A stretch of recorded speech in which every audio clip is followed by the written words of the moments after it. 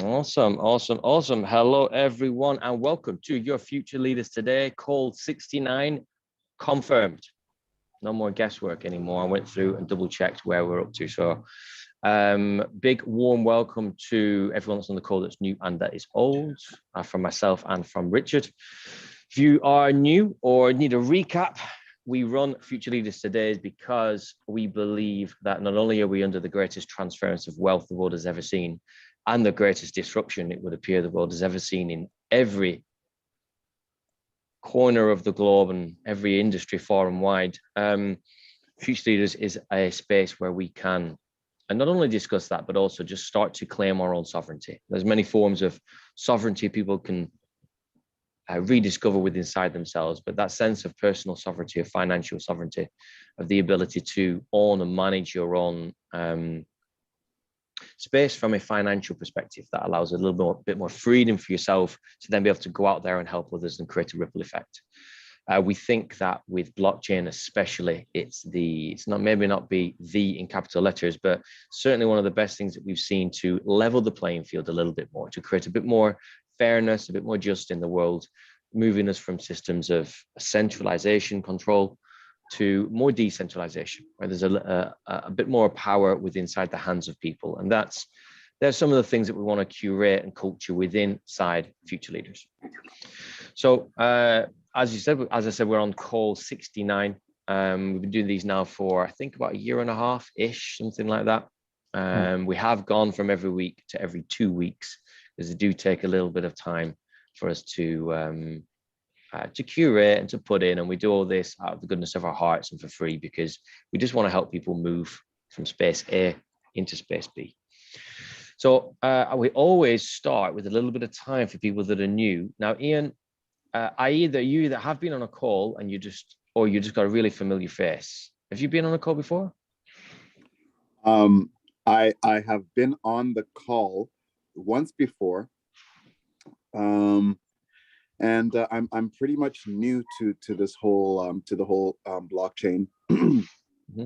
And yeah, so I don't know how my face seems familiar. I'm a music artist, so that might be one of the things. Maybe you just have a really friendly face, and it just looks like the sort of face that I'd be friends with.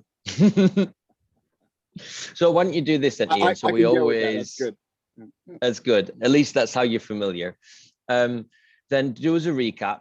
Myself and Richard like to have a little bit of an idea of who's on the call. It lets us know whether you're a complete newbie and still learning how to spell crypto, all the way to a full OG with years in the game. So just give us a 30-second, 1-minute roundup of just where you're at, just that we've got a little bit of an idea. Starting with myself? Yeah, just yourself. We've done everyone else. Anyone that's new that I just can't place. Sure. I know you said you're new, but like how, what does new mean to you in crypto? Okay. So if we were to put myself on a scale of 1 to 10, I think I would be a 3 or 4, I think. Okay. In terms of my knowledge in regards to cryptocurrencies, the blockchain, etc. I'm one of those type of individuals that very early on in the whole crypto game, myself and a friend, a DJ friend, we had gotten a computer together and we were trying to get into the mining thing and mining Bitcoins and things like that. And that was just, I guess that would have been around 2013 or so, something like that. And then all of a sudden Bitcoin took that massive dive. Do you remember that? And everybody the one where it nearly basically collapsed.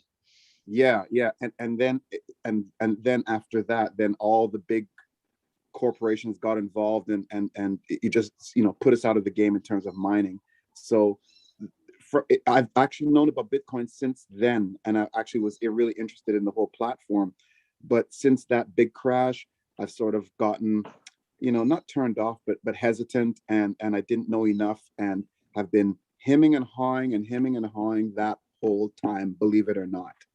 I kick myself in the rear end now, and I want to get involved, but still have a lot of questions, but that's basically my background. I'm a music artist, a producer, and so I work in the realm of the arts, and that's basically it. I'm for freedom. Freedom is my modus operandi. Also, the idea of, like you just mentioned, putting the power back into the hands of the mass, being able to have some kind of financial freedom and somewhat of a level playing field. So. Okay, cool. Thank you very much, Ian. And one quick question, just so we can see if we can weave it into the call. If you were to learn, what's the one piece of information that if you were to learn it or understand it or something like that would allow you to move 1 or 2 steps forward on your crypto journey? Like what's the current conundrum that has you in inertia at the current space? Yeah, basically, again, wrapping my head around what makes different currencies valuable, being able to read the charts and read the trends and what's coming and what to stay away from, what possibly to get into, those kinds of things. Cool. Okay, that's good, because that way we can kind of cover those. So like one of the little side things I want to make sure of, it's not even a side thing, but if everyone leaves the call a little bit wiser, and if everyone can leave the call having answered a question that's pertinent in themselves, to themselves, that's a really good call for me, because we only move forward when we start to get answers to these things, and then like anything, these calls aren't about you actually moving forward. There's about you learning something. The real work comes when you get off the call over the next 14 days. That's when you start to move forward, because these calls are just collecting parts of thoughts and ideas. And ideally, you should be able to learn a lot on these calls that could take hours of research on, the internet, on YouTube and things like that. That's what we try and do, because we can cover a lot when we can all have dialogue with each other. So thank you very much for that, Ian. You're welcome to keep your camera on, your mic on, whatever you want. All we ask is if your mic's on, same for everybody, just be aware of your environment, that's all. And if it does get too loud, I will mute you. It's not personal. Just click unmute if you need to unmute or anything like that. And we allow people to ask questions whenever you want. Put your hand up, wave, message in the chat, whatever works for you, and we'll bring you in as well. So I'm going to come I'm going to do a round robin if you have something. So I'd love you to just kind of put your hand up to let me know if you've got particular not burning questions, but things that you'd love to get covered on this call. We've already pulled up, I've already got Ben's question. Ben's asking about like a discussion on where are the market heading short term, which I think is kind of similar to Louise's question last week. So we're going to unpack that last time a little bit more as well. Justin, who'd signed up for the call but is not on it at the minute, was asking about income strategies. So we're going to talk a little bit about passive income strategies, especially if we're moving more into a bear market.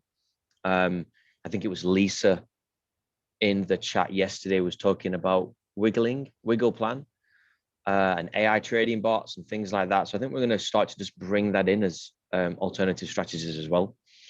And then one of the big ones, which Paul asked, but he messaged he can't make the call, which is about stable coins and how much these are going to get regulated. If they do get regulated, what's that going to mean? So these are going to be the golden arrows for us as we go through this call. But I'm going to just look at Ben, at Letitia, at Louise, Paul, if you can hear us there, a different Paul. If you've got anything that you'd love to just throw into the mix that doesn't make sense for you this week, or that you'd love to ask, anything in particular? We haven't, we're all good. Louise? I think for me, I mentioned the cash flow side of it last week, or whenever the last call was. And then I was going to sign up to Celsius, and I put in the Telegram group about it not being open to new people registering in the UK. But I would like to put the coins that I've got to work a little bit and get some kind of interest for them. So I suppose you're already kind of covering it with the cash flow bit, but that's just something I've been Yeah, we can bring that in. So you're talking about like interest bearing spaces and accounts where you can place your coins and they're doing something for you. Yeah? Yeah. Okay, that's totally cool. So let us think about this then. So stable coins, there's a nice link with passive income. And what was the third thing I said we were going to cover? Market direction. Okay. Yeah, because Justin wanted passive income. So I was just checking, I'm getting all the questions now. Oh, and someone was asking about Serbia. No, Neil asked about top altcoins for long-term portfolio. I'll copy that out as well. So what we're going to do is we're going to cover, we'll kind of go through that, like what's happening within the market in general. Where does that impact stable coins? I'm just going to check. Ian, are you all good with what a stable coin is? Thumbs up if you are, or thumbs down if it makes no sense. You're on mute. No, I would need to know some information about stable coins. Yes. Cool, that's fine. We can do that. Either Louise is going to explain to you what a stable coin is, or we're going to get Letitia to, because it's always with obviously being voluntold there. If you really don't want to, you don't have to, but it's way better to, the best way to learn is to teach. So there's no point me explaining it every time. So we'll cover that. Do you want me? Hi, Daniel, Leticia here. I'm not showing my face because I'm not camera ready right now. I'm sorry, guys. It's okay. But did you want me to answer the Yeah, stable go coin for it. right now? Explain to Ian what a stable coin is. I may also ask Louise to or someone else to as well to get that different perspective. So try and explain it in a couple of minutes. See if Ian's at a 0 right now in terms of knowledge of a stable coin. Let's see how far we can get him. Well, my understanding of stable coins is that they their value is tied to the value of the US dollar. So, you know, whereas Bitcoin may be worth right now, I don't know what it's at, 33, whatever it is, US dollars, a Bitcoin, a stable coin will be equal to $1. So one of the stable coins I know about is USDT, and 1 USDT equals 1 USD. If I'm wrong, correct me, but that's my understanding of stable coins so far. Okay, cool. So far, Ian, does that make sense? Makes sense. What I got from her was that stable coins are what are tied to the US dollar. So for example, her example of USBT is 1 equals 1 to 1 so far. Yeah. And it's USDT. So USD for United States dollar and T for Tether. Tether being like the brand, the issuer of them. Louise, is there anything you would add to that or say differently that maybe Letitia did or didn't do? What else would you share? Not that I can think of. To be honest, I've heard the terminology quite a lot. I've never had it explained to me, so it's just been kind of picking up what it means, putting it into context.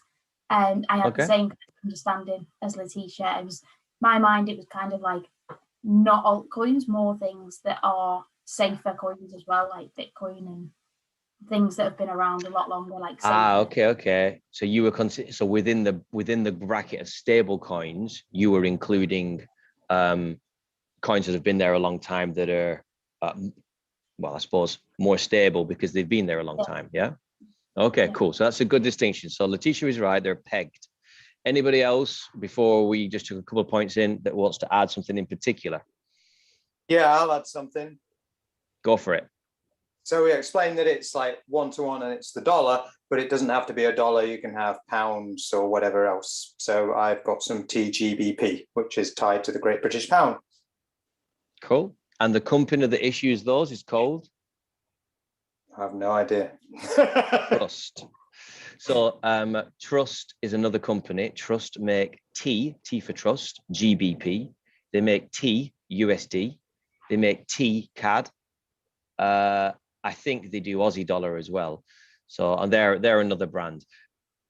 I'm just sharing that because whenever you see the 3-letter acronym for a fiat currency, GBP, USD, CAD, Oz, it's probably a stable coin.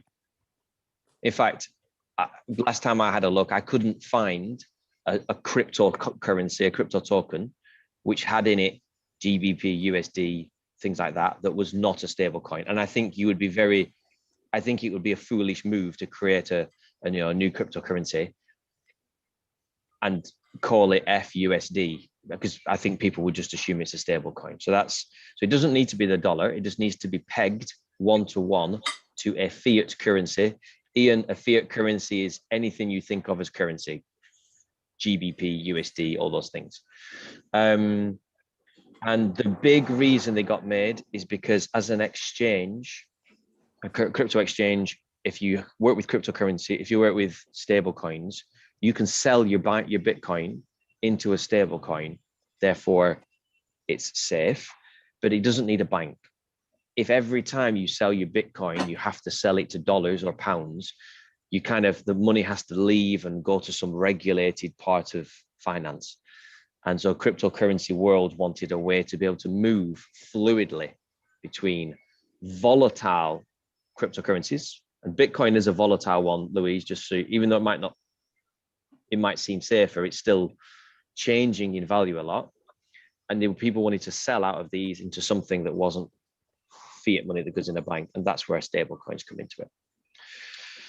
So cool. Thank you very much for everyone sharing there. It's always good to just see where everyone's at, and you learn little bits as we go along the way. Okay, so let's see where we get to with things. I would just say as well, we're gonna just to embellish on Alan's point. I mean, you do have there's packed gold as well, I guess, which is, it's still got a unit of a dollar, I think, basically, but it's pegged to an equal amount of gold. So it's not pegged to a fiat currency per se, like an actual dollar or a pound. It's pegged to a unit of measurement that is equal to it, basically. So that's just worth mentioning as well. Yeah, you could probably actually say it's pegged to an external asset. So within the crypto space, you have coins that exist on their own, like Bitcoin, and then these stable coins are pegged to something that is a real world asset, because you also get things that track the stock of Tesla. So within the crypto world, it shouldn't be volatile. It will do exactly what Tesla stock does in the stock market. So I think the thing is it's pegged to something else, and gold and fiat are the big boys, I suppose, that are out there. Go on, Ian. I have a question. So if these stable coins are pegged to fiat currency like the US dollar, what's the downside to that? Because I'm sensing there's a downside to that. It's really funny because that's part of the big questions being asked at the minute. It's not so much a downside.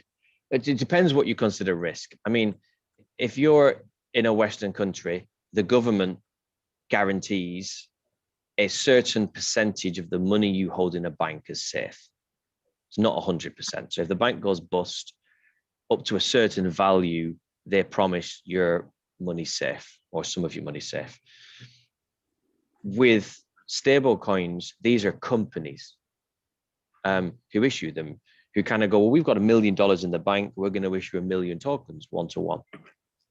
And the idea is they have this money here, because if they can just print more tokens, then they might print more tokens than they have cash in the bank, which then means if everybody tried to withdraw all their tokens, they couldn't.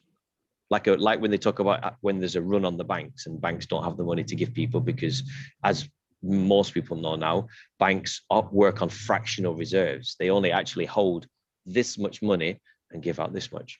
So there is a downside in some respects to that, although most people wouldn't suddenly just go and remove all their money. But it comes down to trust, I think, is the biggest thing. Is, do you trust a government more as an issuer of currency, or do you trust a company that has varying levels of obscurity and to hold your money in it? If you had 100 grand in the bank, there's a part of your system that thinks, well, that money's there, it's not going to go anywhere. If you take 100 grand out and you move it into crypto, you have to trust what you're doing there, because there's no fallback. You can't pick up the phone and say, hey, where's my money gone? So it's not necessarily a risk. I don't see the risk necessarily with the stable coin. The risk is crypto and how well you understand it, how well you use it, that would be my take on it. Richard, do you want to put a 2 pence over it? Just from the point of view, I think which we'll touch on it a little bit more. It's some of these companies have got varying degrees of regulation, and as a result, varying degrees of audits. So, have they actually got the dollar that matches the stable coin to the equal amount? Yeah, we'll come up. We'll touch on the current predicament that I think we're going to find ourselves in the stable coins in a bit. But I think a lot of these have got so big now that that they are creating the movement in the markets of Bitcoin and all the other cryptocurrencies. And so a lot of the value can be attributable to them. So if you have any other market issues outside of crypto, then potentially it can be affected by those stable coins can be affected by them. So there's a lot of moving parts. I think the issue we've got at the moment is some of these have got very big compared to I think what's the market cap. I think I'm pretty certain this is of Tether. Let's have a look. I looked the other day. I think it's 60 billion. Yeah, 60 billion. There you go. Market cap 62 billion. So this just goes to show it's not got the chart here for what these are, but I'll tell you now, green is Tether. Yellow and blue is one's going to be USDC. Not sure what the other one would be. USDC could be Binance USD being yellow. In fact, yeah, USDC is going to be blue. Binance will be yellow. But the reason I'm showing you this is just how much it's grown. I mean, it's exponential. I was trying to find a chart since the very beginning, but I can't. In the last year, it's 10 times. I think that's what it's done. Yeah. So Daniel, would this imply? May I ask a question? Yeah, of course. Daniel, this is actually ironically this is what we wanted to talk about anyway. So this is all very appropriate. Yeah, that's very interesting. So would this imply that people are basically feeling increasingly comfortable using these stable coins for transactions now, and perhaps even as an alternative to the dollar? What do you think? Let me stop this share. So I've been trying to wrap my head around this. There's definitely more trust in it. So much so that yesterday, the SEC, the Fed, and like 3 other American acronym organizations all met to discuss one topic. And that topic was how much of a threat are stable coins to either the US economy or the global economy. Because for as long as we move and pay for things in stable coins, that is a form of currency, even though it's pegged 1-to-1, it's a form of currency that does not require the Fed. No money had to get printed in order for us to do what we do. In theory, we operated completely out of the traditional economic model. So as this gets bigger and bigger, let's say I've got a company and I'm spending 20,000 a month, and the company I buy from in Europe are happy to receive Tether, and I start sending them stablecoin again. Like once it gets bigger and bigger and bigger, there comes a point where people start to look at it. So it is being used more, but I don't think it's representative of how much it is being used. And this is where I lose my head a little bit, because Tether can print money whenever they want. Now they say they print money to meet the demand of people that want to use Tether. But they're not audited. And as you can see from that image I showed you earlier, like you saw how much bigger Tether was than everything else. Like Tether's at 60 billion market. No, there's 60 billion, isn't it? Yeah. 60 billion market cap. And the nearest one underneath it's at 25. So nearly a third of that. but between them, you're talking like huge sums of money. So does that mean that there's that much money moving around with it? No, not necessarily. Like, I don't know. I know that with USDC, they're fully audited. So for every dollar they have in circulation as a stable token, they can show an equal dollar in fixed money somewhere else. So you could argue in that instance that, yes, they issued a token over here, but it's always linked to a dollar. But, and this news comes up all the time, and I'm not for it or against it, but I'm just going to speculate it. With Tether, if Tether mint $10 billion tomorrow, but don't change their cash reserves, then they just created money. And from a government perspective, the only people that can create money is the government. So then that starts to become a threat, because if the people start using this money within the crypto space, and it has no real world value, it's not linked to anything, then where do you draw the line? And how big does this get? Tether do say that they're fully linked, but they don't allow audits, or they have audits, but they're a bit more hazy. Let's say, like USDC is owned by, it's owned by Coinbase, isn't it? Yeah, Coinbase, yeah. Yeah, and Coinbase are trying to be very regulated. Yeah. Letitia says they can't be more of a threat than the government entities are. I may agree with that, but that's got nothing to, it doesn't stop the question when you said, like, is there more trust in it? There could be, but then the reason these people met yesterday was to potentially bring in regulation to stop it all. So we have to be aware of that, because if we start to trust it and use it more, you need to be aware of what might be coming at the same time. And it's the big Pandora's box is being opened right now. And today, a lot of news came through from the EU about bringing more regulation into wallets. They weren't talking about stable coins necessarily, but every week, there's more and more conversations now around putting some tighter controls within crypto. And stable coins is the big one. It's a really big one. Richard, do you think from a stable coin perspective, that it has already reached a trusted space, or do you think it's still quite Wild West and piratey from a market perspective? I think if you're, if you're into crypto and you've ever sold anything, I mean, 9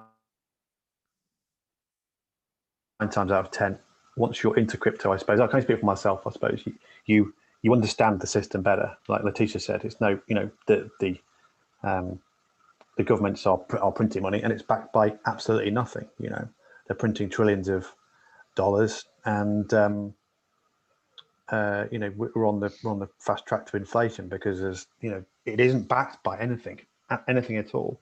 But we're in the system where people intrinsically kind of trust governments, just because that's the way it is, and they trust the banking system. The people are peeling the layers off now, but people will trust because they feel like they can see their money in the bank. But the longer you're in crypto, and the more you understand the options you've got between decentralization and centralization of an ownership of your own money, and how you spend it, the longer you stay in that space, the more likely you are to have used a form of stable coin at the same time. And there's a few people on this call that will have, instead of taking profits from cryptocurrency that they might have invested in and taking it out of the bank and putting it in, taking it out of crypto and put it into pounds or dollars or whatever it is, they'll go and think, well, actually, if I go and put it in the bank, and I understand that the banking system is, if inflation is 5, 10, 15% that it is at the moment, if I put those pounds or dollars in the bank, then effectively what I'm doing is I'm losing 10 to 15% on my money per year. And instead, there's a thing called a stable coin. I understand crypto. I can see how this works. I can see how big the market is, I can see how it's being utilized. I can make a choice then to say, well, I don't want to go into fiat. I'll go into stable coins. I'll take my profit, but I can go and earn on that profit, you know, and you can get, depending on the stable coin and the platform, between, you know, 3, 4, up to 20% a year on your stable coin. So back to your original question, is it trusted? It's only trusted if you're in the space, right? And I think you've had the curtain pulled back a little bit to really, really understand how the system works, and you make your own decision about your own money and how the government, the Fed, the central banks are acting. So I think there's a big play at the moment to do a number of things. It's to spook people out of crypto, and it's going to work, I think, to a certain degree. But people that really understand it are going to stay there. But I think the ultimate agenda here is to really push the central bank digital currency. So people, you know, the Fed, the Bank of England, they're all talking about the Chinese bank, Chinese government are all talking about launching their own central bank digital currency, which is effectively a stable coin. You know, what's it going to be pegged to? But that's essentially how they're going to, what they want to do, and they're pushing it really through really, really quickly. So this agenda now is taking over to the point where stable coins are the biggest threat at the moment to, not threat, but thing in the way for central bank digital currencies to gain traction. And we can talk about how that might happen, which is I think is a separate conversation, basically about how central banks will get you to adopt a digital currency. But fundamentally, I think that's the play there, and that's why that meeting happened yesterday, and that's why it'll be interesting in the next couple of days, I think, to see how people digest that information. So, Ian, I'm using you as my anchor at the minute. How much, and I know a lot of it's new, so I'm not expecting a 10 out of 10 in terms of absorption, but are some pennies dropping and bits of information filling the proverbial jigsaw? Yeah? Okay, cool. The central bank did, go on. No, I was just going to say, out of 10, if you were going to do an out of 10 scenario, I'm going to say 8 out of 10 right now. That's good. That's good. Perfect. Then we've got you way further than I thought we would need to. So that's good. So because the whole thing on central bank digital currencies is a really big, and it brings in ethics and morals, and there's a lot to it. Like there's a big part of me, I am pro central bank digital currencies. There's only because I think banks, whose job it is meant to be to help, sorry, ants, whose job it is meant to help grease the wheels and get stimulus out, do a terrible job of it and keep it and end up getting richer and richer. One of the best benefits of central bank digital currencies is that you can immediately target and stimulus and give stimulus to demographics of society that really need it. But with that great power is huge responsibility, because you could also take it away. So in a single second, you could target single mums who are under the age of 25, and they get an extra 100 a week. I'm picking something random, yeah? But that could really help them at their age with everything that's going on. But then having that data and having that capability to be able to do that, you can only start to begin the amount of oppression you could have, right? Anybody that shopped here or sent an email to somebody about anti-government stuff, you get minus 100. You know, it never ends. Once you have that amount of power, it's like a knife. Are you buttering bread or are you hurting somebody? Like, it has both sides of the power. But before we move on, I want to just kind of cover Neil's question that he's put in the chat. Go on, Justin. Cheers for joining. Yeah. Or the big one, you know, for as a way to force people to get vaccinated. And in addition, I mean, the other thing that I see is that once a central bank digital currencies are established, they can also designate how those funds can be used, including specifying which companies are eligible to receive them and which ones are not. So there's a lot of risks from that stuff. Yeah, there's this is one of the reasons why I like crypto. It pervades all spaces at the minute, and it's not just about, you know, buying some tokens and making some money. Like, there's a lot of impact that it's having. I want to cover something Neil said here, which is the fundamental ultimate question, which is, what is the ultimate downside risk of holding large amounts of funds in stable coins? Could they ever be wiped out? And I'll give my 2 pence on this. Sorry, my computer is pinging loads and I just want to make it stop. It would. And I'm just like, close. ask, why would you ever be holding? Why would you ever be holding large amounts of stable coins to begin with, rather than, if you were going to hold the stable coin, why not just hold the fiat if it's just pegged to it? So, good starting question, but the answer to that question is the answer also to the question you asked, which is passive income strategies. So Justin's question in the group to begin with was to ask about passive income strategies, which is similar to what Louise is talking about, like interest-bearing accounts. And a really short answer before we go into what they could be, but passive income strategies, you're either, doesn't matter what they are, you earn from them.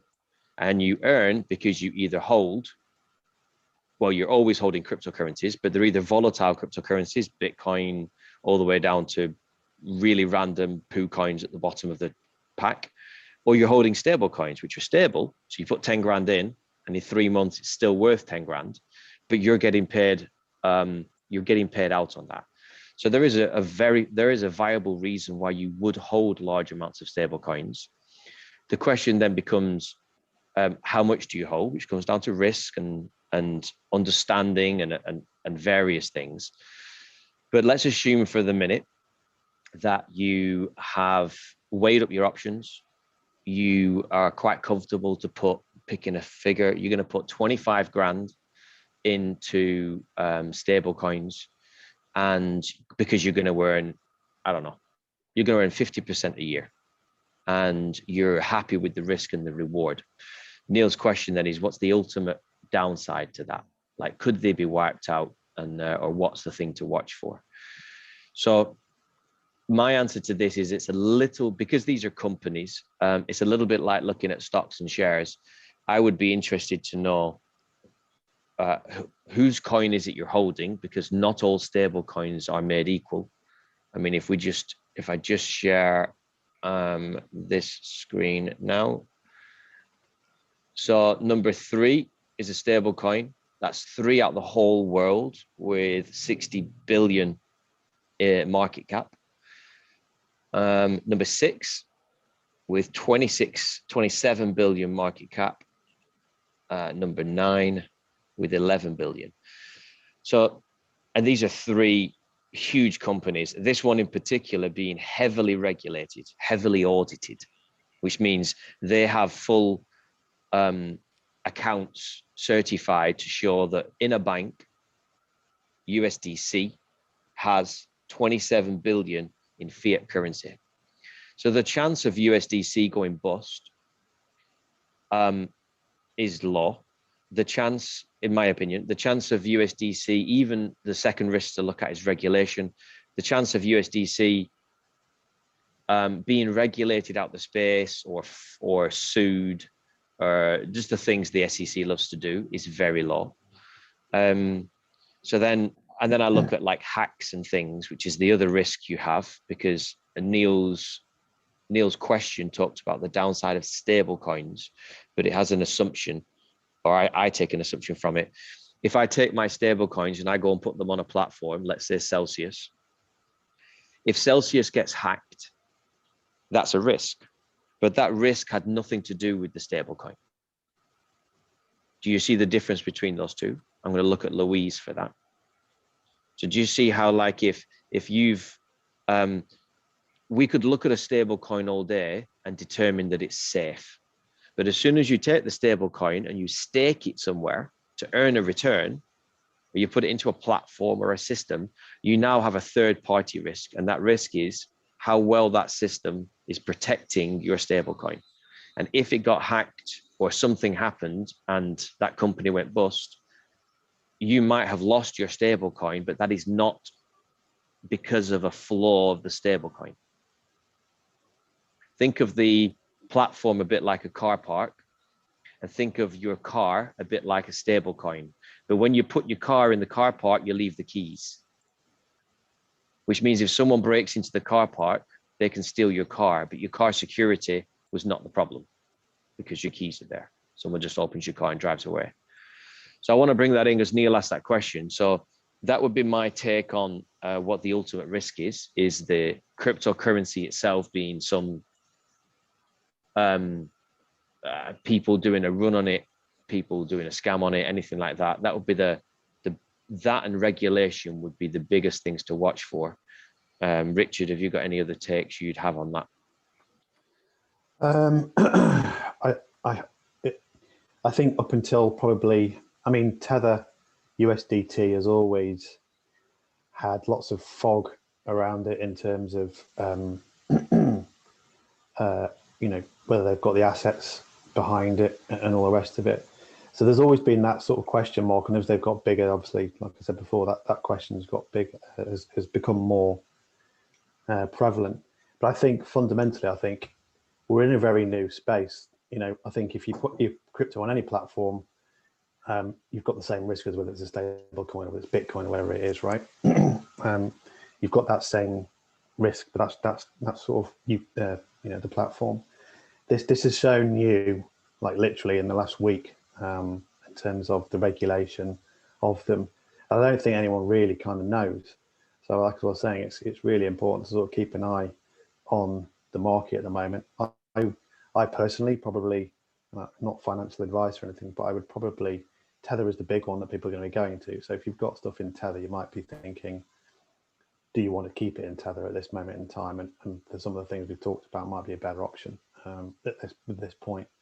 But no doubt it's an issue, but it's that no one really knows what the full downside risk is right now. But I think the fact is, as you can see, there's 60 billion worth of Tether in the market, so it's a lot, and everyone's got the same problem because it's the big daddy.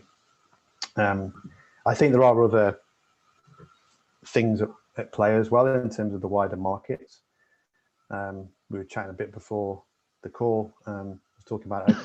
There's much point going into long detail about it, but I think there's things going on with banks at the moment where they don't want to issue any sort of credit.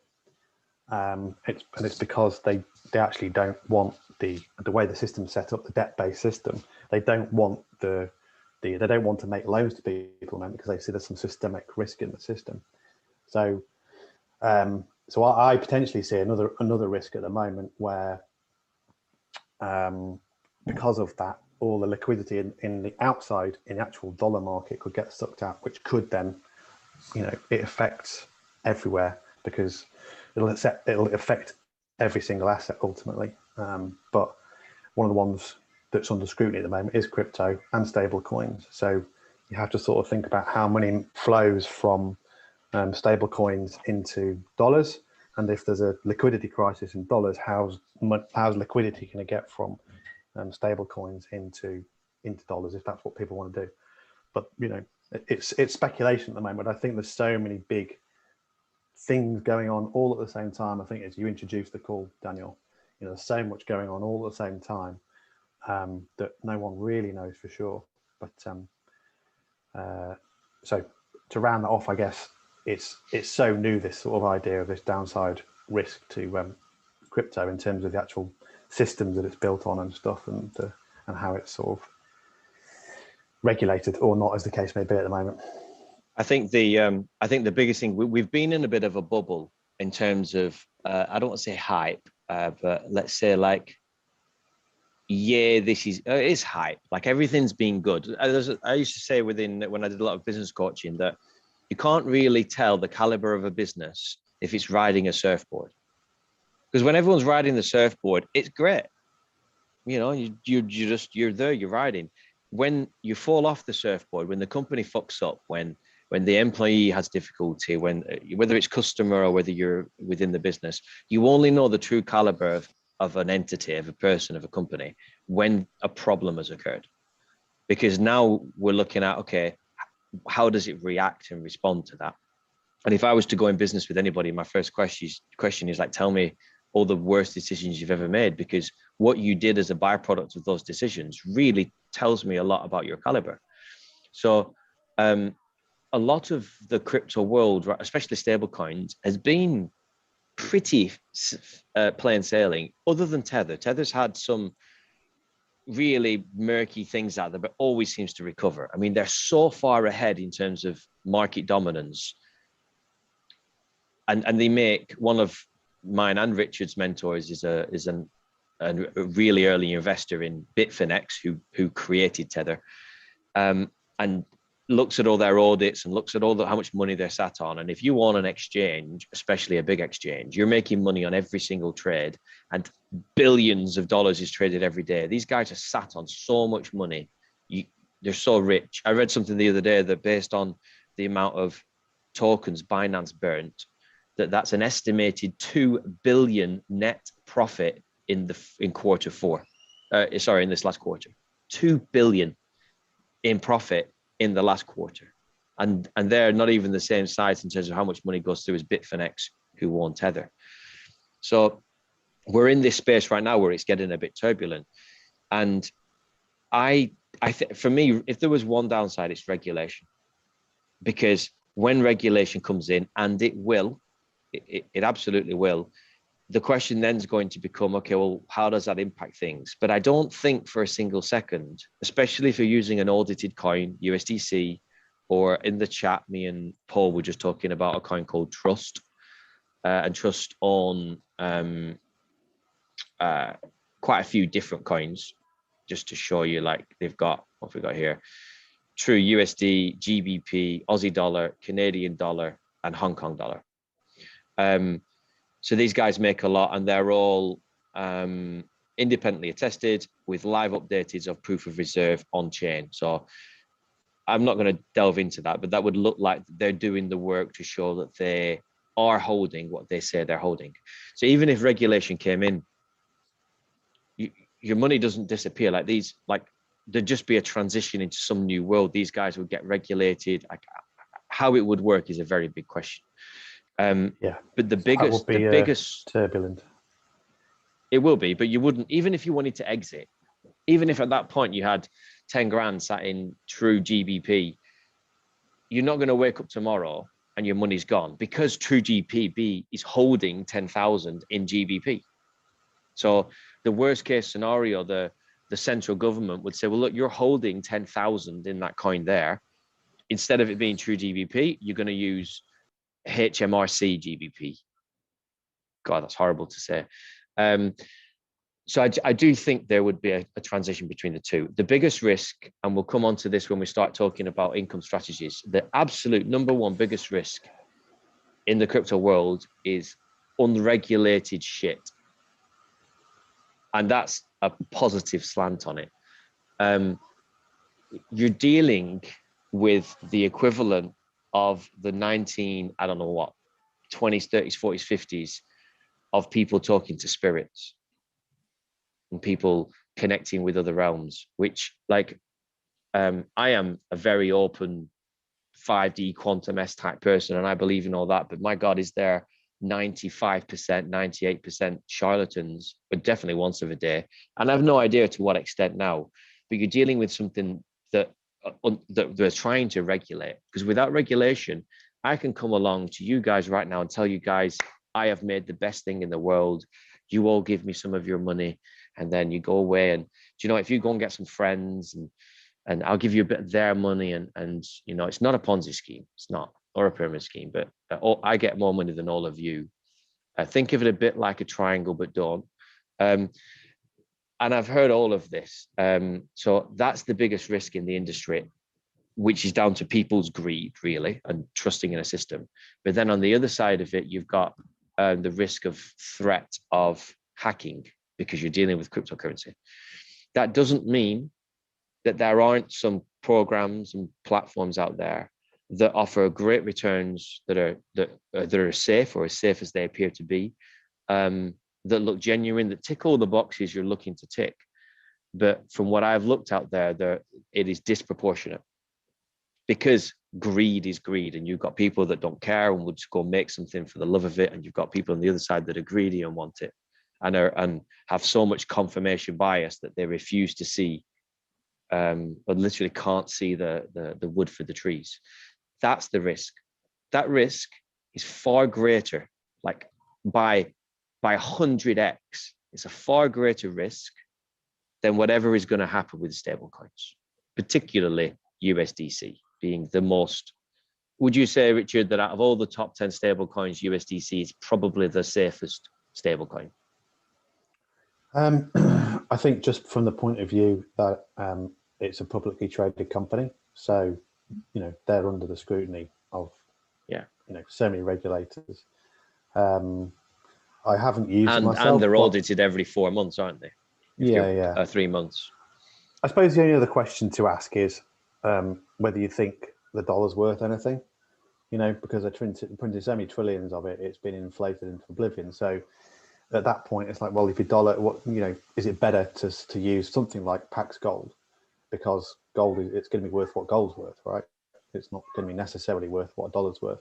So I'll just throw that out there as something else where from an asset preservation perspective, it might be better.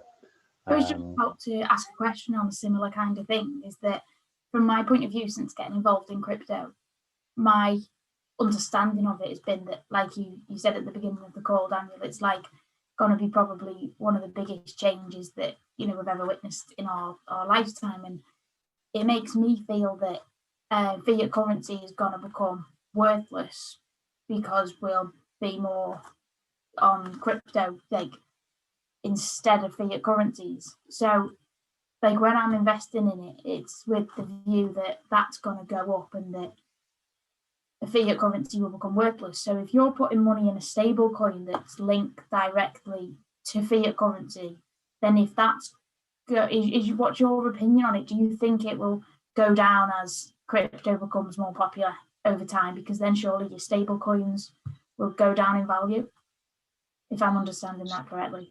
Yeah, no, and this is the other side of it, because like I'm in crypto for not for that reason, but I'm one of my values that's being ticked being in crypto is putting my money into a system that is outside the traditional system. So then if I go into a coin that's pegged to the outside system, and I think the outside system isn't going to last very long, you would think that's a bit silly. As Justin said, why would you do that? You just hold your money in dollars. Like it makes no sense. And you're right if you have that view. So if you're like, oh, I've got 100 grand in dollars, I don't think fiat's going to last long, so I'll put my 100 grand in stable coins. That might not be the safest thing in the world if that's your view. And we could spend all day with deciding whether or not that's actually going to happen. The other side of it is, to counter that, banks and governments are not going to suddenly collapse and go away. Those, whoever they are, that have had a large influence in finance and money creation and the influence that we've seen around the world, the names you hear, your Rothschilds, your Rockefellers, the people that have had families with wealth for thousands of years, they're not just going to disappear. So this whole system that's been set up, that's why they're trying to create central bank digital currencies. And the minute they do, and they will, that will just absorb what you call fiat. And because nobody wants panic, whether you're good or bad or for or against, panic is uncontrollable. Look at South Africa as a perfect example of panic. Yeah, and my heart goes out to what is occurring out there. But like, panic destroys both sides, really. So when you're talking about global world economy and fiat, and the banks are broke, which they are, governments are broke, which they are, something's got to give. And the likeliest give is that a central bank digital currency will come along, will absorb fiat, and a fresh wave of stimulus will occur. So I don't think it will ever go to zero. But in terms of if you're moving your money into crypto, there's only two spaces you put it in crypto. You put it into a crypto asset, Bitcoin as an example, or you would put it into stable coin, but you would be doing that to generate a return, at which point it's then an asset. Does that make sense? And you'd be doing that because you can't do it over here. I've got 50 grand, which I need to keep fluid. I don't want to put, I've put money into Bitcoin before years ago thinking, I'll just quickly get an extra 5 grand. Yeah. Woke up the next day, boom. And a little side note, I wasn't meant to put any more money into crypto at the time. So it was a secret thing I was doing. My missus isn't on this call. Anyway, I had to wait 9 months and I just didn't tell her, and it went back up again. And I wiped a lot of sweat off my brow.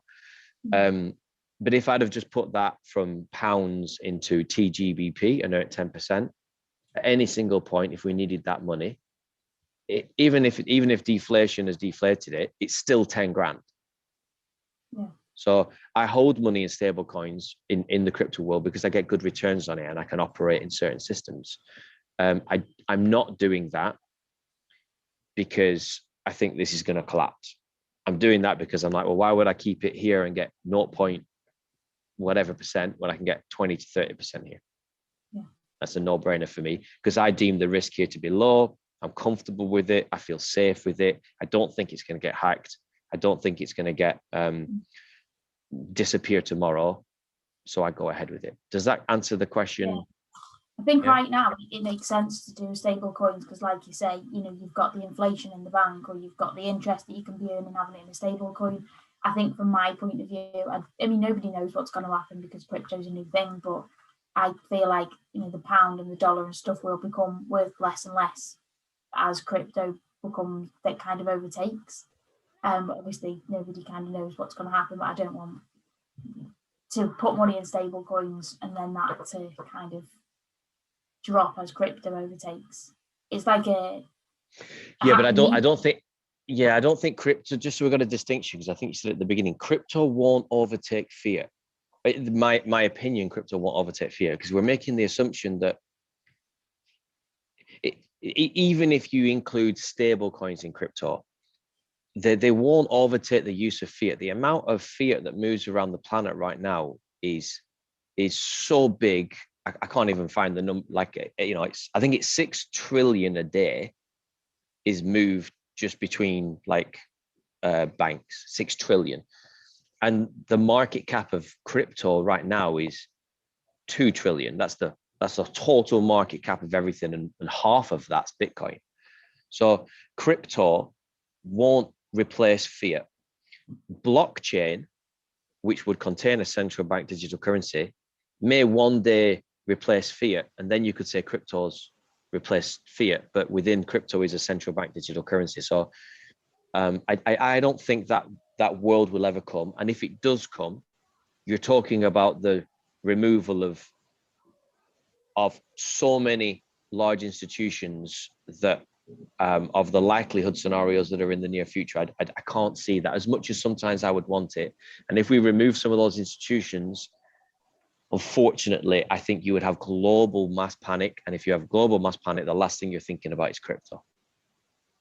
It's so big that I just think it's a dystopian future where everything would completely break down in order for fiat to not be used, and we live on crypto. And the only reason crypto works is because people around the world run these little computers and they're little geeks and they're firing up all these systems and keeping it going. And the only reason that keeps going is because there's energy being made to produce it. And the only reason energy keeps going is because they're owned by these huge institutions who pass money around.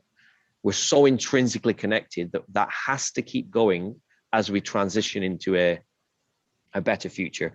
That's my view. And I've spent ages trying to work out how we could do that quicker or simpler. And all routes seem to end up with chaos because most people are not ready to accept a world that's too dissimilar from the world they're in right now. It would drive them. It's too unknown. Does that help separate why I don't think crypto will replace fiat? Yeah. Okay, cool. I think just to round that off, I think the distinction is, I think that it's not that the dollar can go to zero. or the pound or fiat that can go to zero. It's the fact that it's worth less. So you can't buy, you know, Purchasing power. the purchasing power. But I mean, you know, everyone's, what's the saying? The US dollar is the global reserve currency until it isn't. Right now it is, and it's going to take a lot for it to for it to completely get taken over. But there's definitely a war underway behind the scenes to make that happen. But at the end of the day, like in terms of stable coins or fiat or whatever it is, it's like, does your stable coin or your, you know, fiat dollar, what does it buy you right now? You know, like fuel's going through you know, the price of petrol and is going up, or is it that fiat is kind of worth less, basically, yeah, because of the amount of money printing has gone on. And that's the thing. So it's kind of like, is there an option at any point?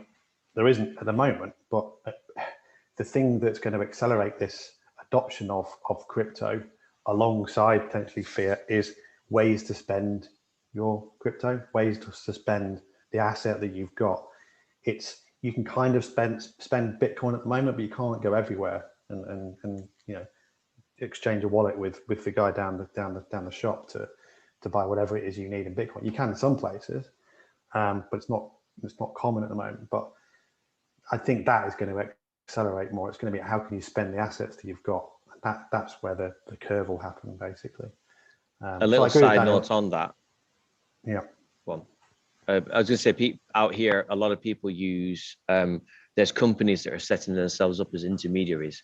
So there's a site called BitPay, and on that site they accept all forms of crypto that you could think of, and they sell everything from gift cards and credit on pretty much all the big sites that you're ever aware of. So if you wanted to, let's say you do buy a lot of things on Amazon, I'm picking it as an example, then you can buy a $100, $200, $300, $5,000 gift card, pay with crypto, and it's all done, really smart interface. You buy a gift card, you go into Amazon, you put the gift card in, boom, you've now got $100 credit on Amazon. And they also set themselves up now. They can pay gas bills, utility bills, rent, all sorts of things, and they take like a 0.01% fee. So it's not direct adoption, but direct adoption takes time, but it's a start. I think the interesting thing about that is you're obviously in Mexico, and it's happening a lot where the countries are reliant or have been had to adopt a dollar, you know, the dollar in some sort of form, either, you know, systemically or as a medium of exchange. I know, you know, so it's interesting that that's happening in those places where regulations are a little bit less. You know, you can get what you want, basically. A bit easier. A bit easier. So, but that's where the innovation comes from, right? And that's where the availability starts. You know, it starts from the ground up at that point. You certainly can't do that here at the moment unless you really, really search for it. I think that I'm pretty certain that it's a global service. It's actually not to do with Mexico, but people are using it out here. I want to, Ian, I'll answer your question, but I want to make sure I also cover Paul and Neil's question in the chat. But go on, Ian, you're on mute. Do you want to mute yourself? Ian?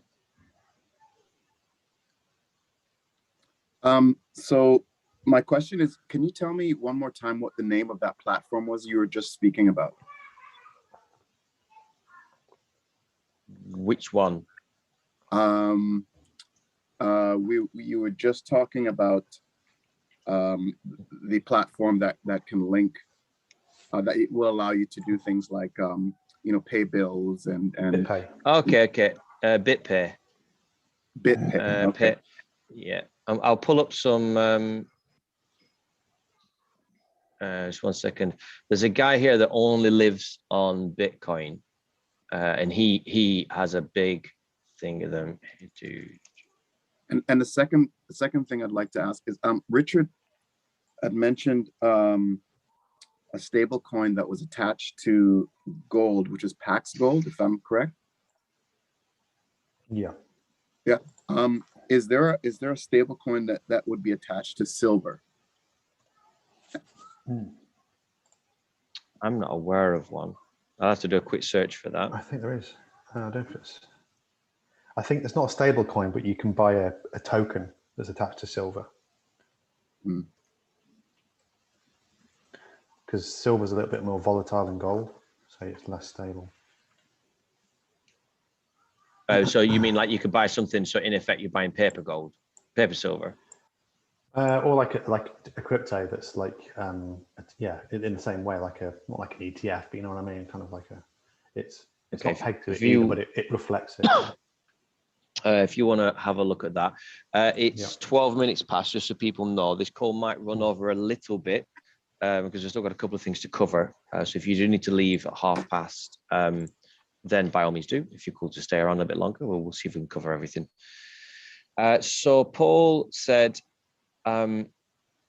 with the unregulated risk, do you believe that it's better to trade on Binance, which is under the lens, or Coinbase, which is more regulation compliant? I mean, the short answer for that is, of course, Coinbase is safer. I mean, I would be a fool not to say that. Yeah.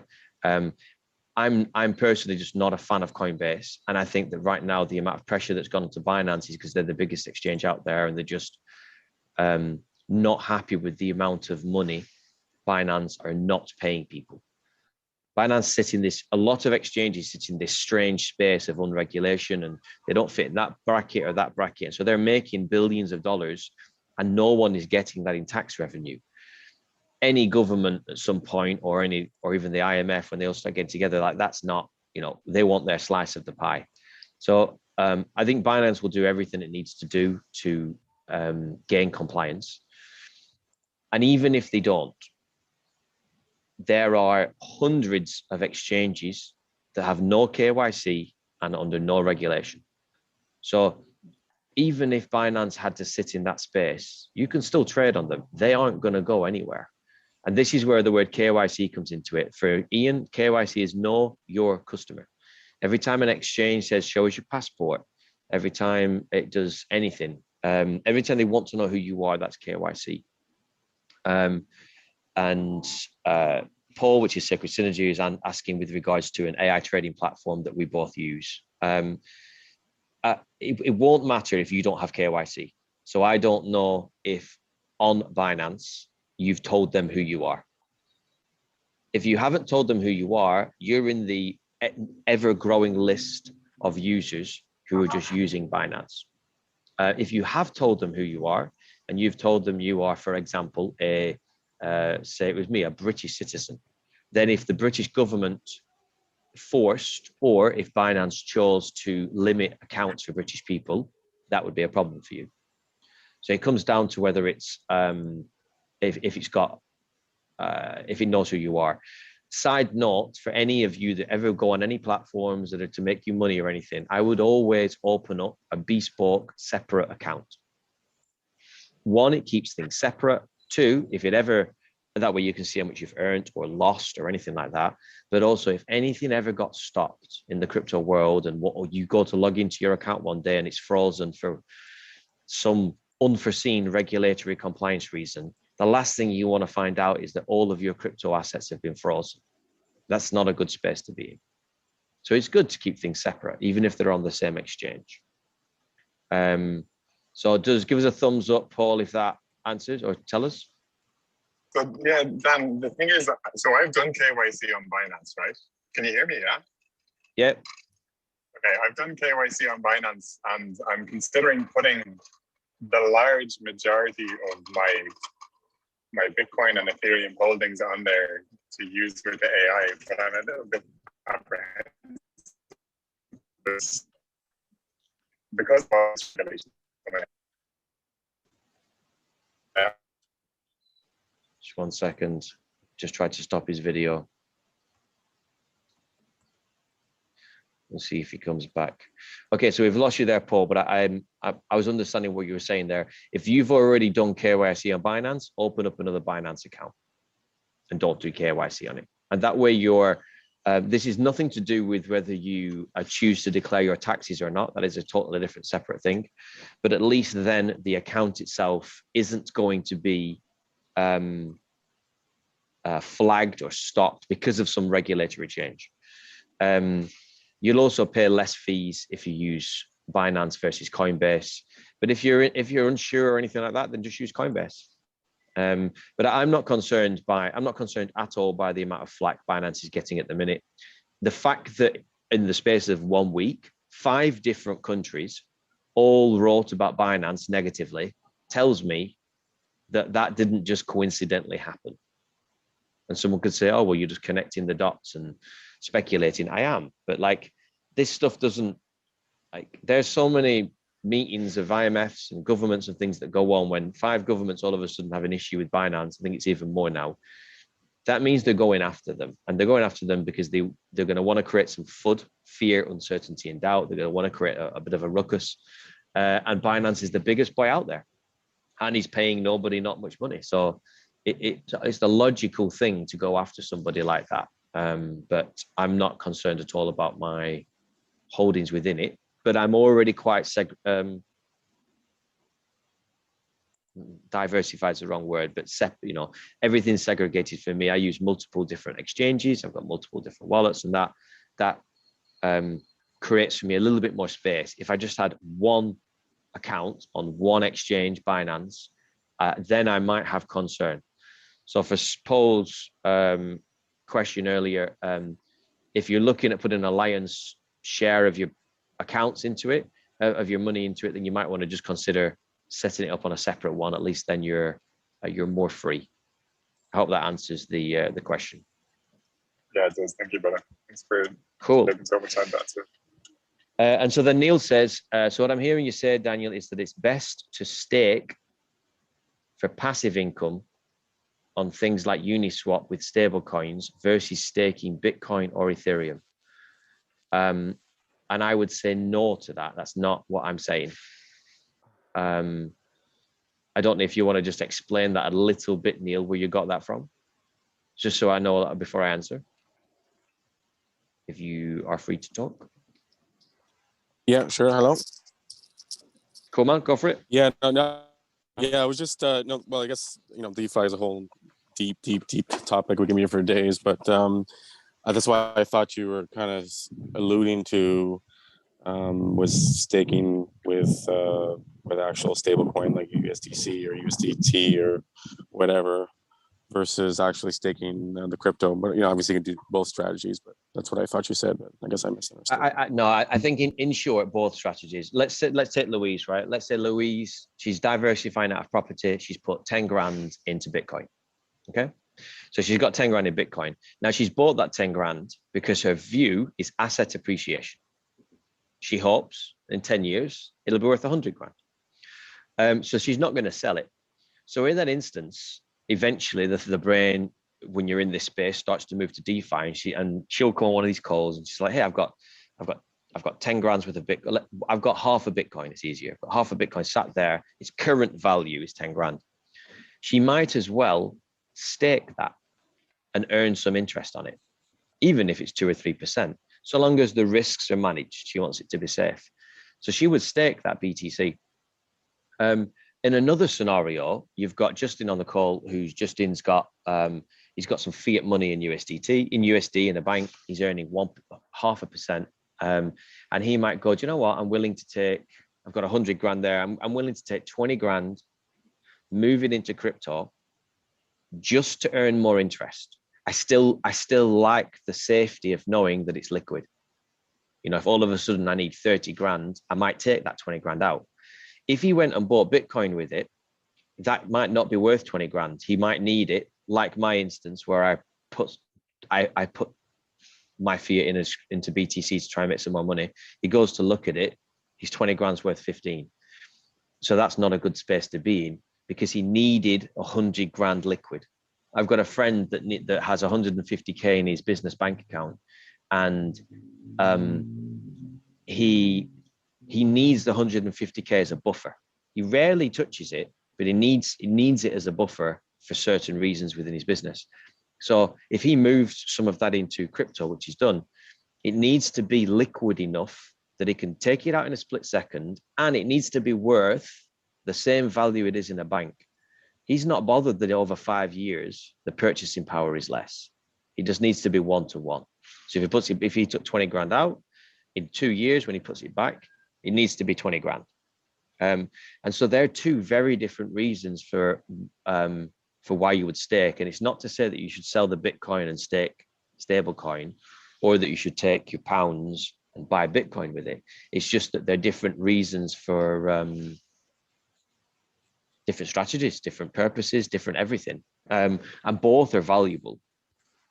Does that help with the sort of the assumption? That's to Neil.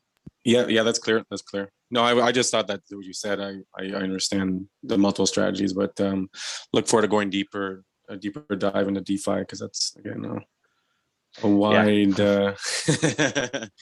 a lot of rabbit holes in DeFi. Yeah, a lot of rabbit holes. Thanks. Cool. So we were going to specifically kind of cover different income strategies. My concern, as someone once said, is that a small amount of information is actually quite dangerous. And me and Richard have steered clear of these sorts of discussions, just because, like I said earlier, there's, just choosing to decide which crypto tokens to buy is full of dodgy tokens and all sorts of stuff.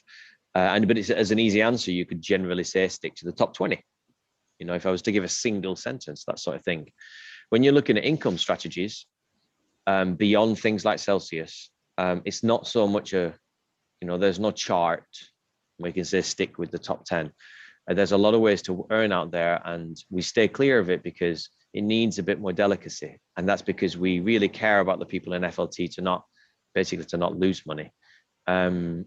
And to understand the risks. And when you start looking at how much money you can earn and greed gets in the way, risk becomes a very, the boundaries between where you are and risk really start to bend a little bit.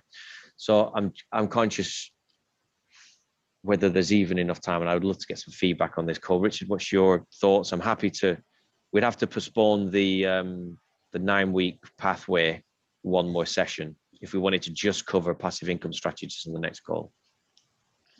I think we could. I think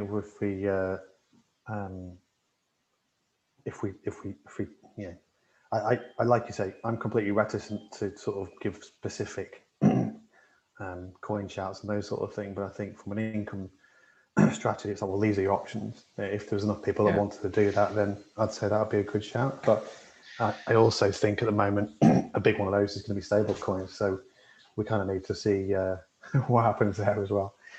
Yeah, and that's good. That'll give us 2 weeks to see what comes out from some of these. The EU announced a lot of stuff today. The SEC met yesterday. Like, it's hot, but we have no answers. So I think a couple of weeks we'll see how things settle and how things lie.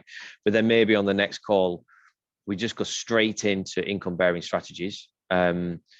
And if you're sat there right now going, oh, I wanted to learn them right now, there's good practice to just let that settle and sit, because that energy will get you into more strategies than you probably should be getting into. And you will lose money, unfortunately. You can make some decent money in it, but I've had some painful experiences over time, definitely. Myself and Richard. But we're going to happily share the best of where we've got to. And because of this winter that's coming, and it will come, it's been a big conversation for us behind the scenes in, like, how do we offer a safe space where you're riding the winter that comes, that could be a prolonged winter, it might also not come, but how do we move away from just holding an asset appreciation to some safety and earning with a sliding scale of risk? As long as you guys know where you're playing and you have good money risk management, then you should be fine. These are the things, like, if you can play it nice and safe. So just checking the chat. We're all good. All right, so what I would love, so we'll do that for the call in 2 times. I would love a quick round robin, a couple of new people. I'd love to get some takeaways from, what really impacted you on this call? What did you learn, or what are the things that you might take away and implement or see differently? I would love to ask Ian. I'd love to ask Louise. I'd love to ask Paul, and Justin, if you caught enough of the call, I'd love your take as well. So just a minute, just something that was either an aha moment for you or that you're going to take away.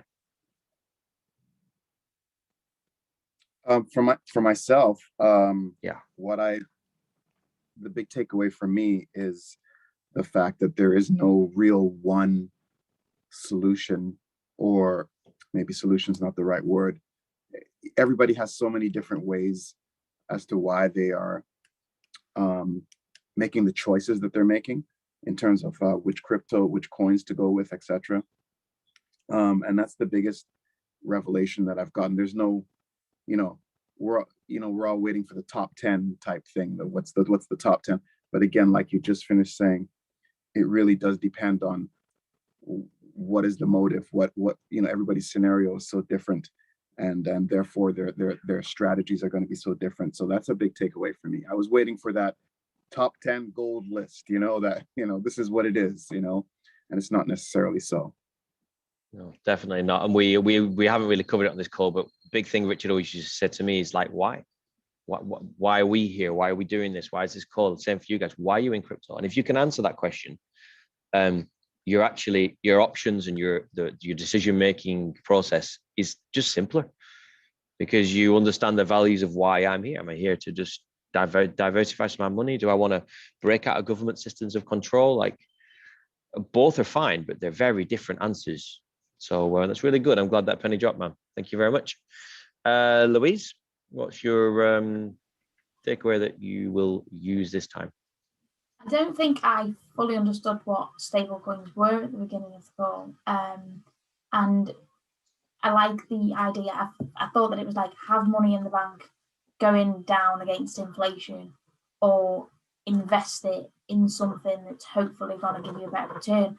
The idea of a stable coin that kind of fluctuates with the pound or the dollar or whatever, and it's always worth the same, it's not going down against inflation, then you can also earn interest on top of it. It seems like a really great solution to not having money kind of sat in the bank instead. So I think just my understanding of stable coins now is, and how I'm going to use that going forward, where to leave my money sat is definitely a big takeaway. Yeah, and a little side note for you, Louise, because I know that you can't get a Celsius account because temporarily they've suspended it in the UK. If you look at Kraken, Kraken, Kraken just got granted a US banking license, one of the first crypto exchanges to ever be approved. So in terms of other exchanges that I really look at and think they're going to do well, I think Kraken is safe, and I think I like what it's doing. But they offer stablecoin returns between 8 and 12%. So it's a short stop gap if you just needed an answer, because I know you've been looking for an answer. Have a quick look at Kraken.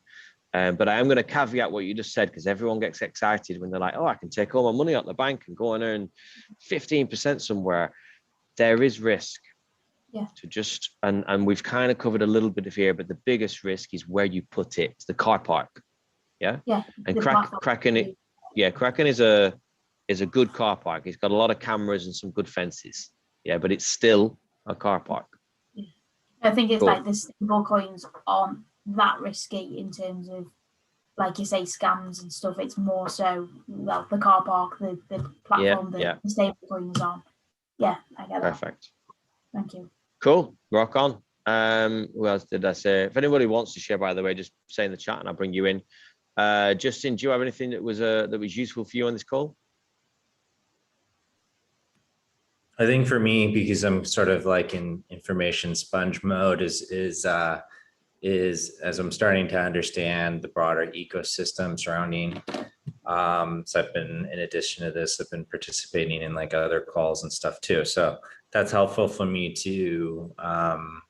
So right now, my general sentiment is to feel excited because I like things that are newer, more frontier based, because I'm sort of a visionary person myself. Additionally, I got a greater understanding of the function of stable coins and why they exist. And it was helpful to learn that in this case, the USDT or other similar ones are actually backed by the equivalent fiat currency. I saw that I think it was this company that makes USDT, that they were also making a gold-backed token, which was is interesting to me as a, I guess, hedge against inflation without having to own the gold bars themselves. So yeah, so thanks for that added info. I mean, I have like a million more questions, and maybe there's so I'll follow up with you to see if there's a way to address some of those in advance, or whether I just need to kind of be patient through the whole process. But I appreciate you facilitating all this great information. Cool, no worries, Justin. Thanks for making it. Two quick things on that. First of all, if you're looking at gold peg tokens, PAX Gold, PAX, from the last time I looked at them, because there's quite a few gold tokens, is the most audited. It's the most, if I was to put more money into gold and I didn't want it in gold coins and things, and I wanted it in crypto, I'd buy PAX. I wouldn't necessarily go for some of the newer ones. And as far as questions, I always encourage people, literally just write your questions out and post them in the group, because then it stimulates that conversation. But also, like, I'll always share my 2 pence on all the questions, Richard will, and other people will, and that enables a more richer environment for everyone to grow from it. And then you might still have some more questions afterwards, post them. But that's the first part, is kind of curate them into some questions, throw them in and go, what's the consensus of these? And I'll do a video or an audio response to the lot as well. Cool. Yeah. All right. Thank you very much. Last one, Paul, give us your share and then we'll wrap it up for the day. Yeah, well, thanks. Oh, there's 2 calls, is there? Oh, I forgot about that. Yeah, go on. All right, then we'll do Paul A and Paul 1.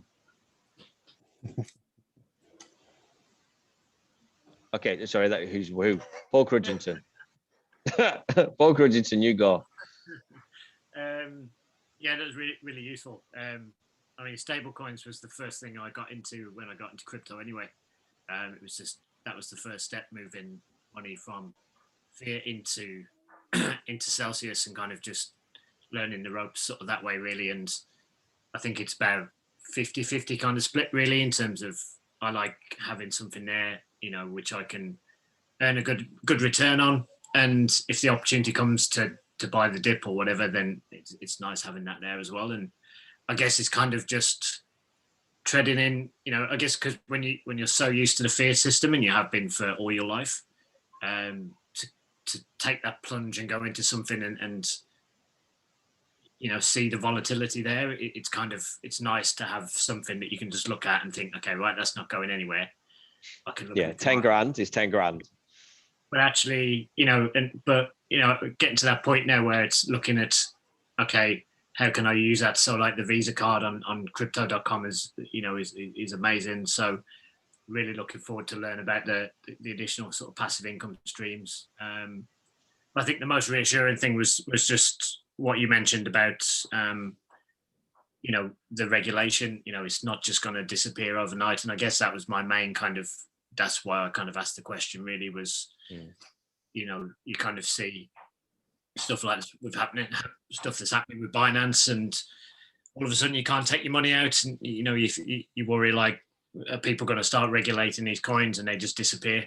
But so it's kind of reassuring to know that that's not necessarily going to be the case, but it's just put that thought in my mind, just to look at those options and to look at alternatives, and just to spread the risk a little bit as well, I think. So yeah, really useful. Yeah. Thank you. Cool. Perfect. Thank you very much, Paul A. Paul 1, Sacred Synergy. Hello. Thanks very much. Sorry about the noise when I was driving there earlier. Don't worry. My main takeaway was that thank you. My main takeaway was just the question that you answered about Binance. I don't really buy into FUD anyway, but it's good to know that through the research that you guys have done, you feel like Binance isn't going to shut down, or nothing too serious is going to happen there. And my current rabbit hole is like whether to keep my funds on a KYC personal account or go into a foreign entity institutional account or something like that. So I'm trying to do as much research as I can on that at the moment. And, Yeah, and there is a space in between. What you're that you don't have to have foreign entity or KYC. You can just have nothing, you know. And again, I don't promote to people to or to not pay taxes and to declare all these things, but that you don't have to have a KYC anything. I mean, you do on Binance. On Coinbase, I'm pretty certain it's fixed, but on Binance you don't. On many other exchanges you don't, like KuCoin. So just know that you don't have to make that decision today. And from a tax perspective, this is for everybody in every country. The the most tax you'll ever pay is always on personal tax. So if you own crypto in your own name and you're a tax-paying citizen and you declare that crypto, that is the most inefficient form of tax you can have. There is the highest tax is always personal tax. Companies will always pay less. So I passed that because Paul 1 there was talking about creating a corporate entity. Like, these are still bigger decisions and require thinking about, and you need an accountant, and there's certain boxes you're going to have to tick because you are legally compliant to do something. But if you're thinking about it from a tax perspective, starting to think about the crypto being owned by a company, not by you, is pretty much a better tax solution. I am not a tax advisor and not take it as tax advice, but it's certainly been my experience and is my knowledge to date. So if you're thinking about that, I would always recommend going and seeing somebody. Some of the best monies I've ever paid have been to tax people, even though they charge a fortune. It is worth it. So thank you, Paul. I'm sure we'll have tax calls again at some point. We've had some pretty good chunky tax calls in the past. To everyone that's on here, by the way, we have a whole playlist of all of the 60 odd calls that we've had. In the early days, they weren't quite as named properly, and I try and put blurbs and descriptions in, but always know that you can check back on those if you need something in particular. So a little bit over. Thank you for everyone for sticking around. I want to say thank you for Letitia for making it back on the call. I know you've had a lot on, my dear. I hope it's been useful. Thank you for Ian. I know it's not your first call, but it's certainly the first one you're fully on in the foreground and asking questions. Thank you to everyone else that comes that's new and old. Thank you, Letitia. For everyone that comes up every single week, or for the new people that have joined us recently, as I said at the beginning, myself and Richard run these Future Leaders calls to just really try and help grease the wheels between old worlds and new worlds. The crypto is not a scary space to be in. And a little fact for anyone that thinks that they're still late, I know that Ian, you said you were kicking yourself for not carrying on with Bitcoin. We have the same adoption of crypto today as the internet in 1996, 97. So you think about where the internet was in 96, 97, you're not late. You're not late. It just feels late because the bubble you're in might be talking about crypto, but in terms of actual use and people in it, we're so early. So just be really grateful that you're here today, that you can do things today. And I've no doubt in 3, 5, 10 years, you'll be in the group that's considered early. Maybe not the ones that were 2012, 2013, but you're definitely in the early pack, and that's the same to everyone else as well. So I wish you a really good week, a really good evening or day, depending on where you are. The next call will be in 2 weeks' time, same day, same time, Tuesdays, whatever time you made it on this call. We will only discuss passive income strategies in all of their glory, and see where that takes us to. With caveats on risk at all times, but we will start to share that information and probably just a bit of an update of where the markets are at as well, because we'll have more of an update. So I think that's it. We're all good, Richard? We are good. Awesome, awesome. So take care, everyone. Have a good day, good time. Wish you all the best. I will see you in 2 weeks. Bye-bye. Bye, everyone. Thank you.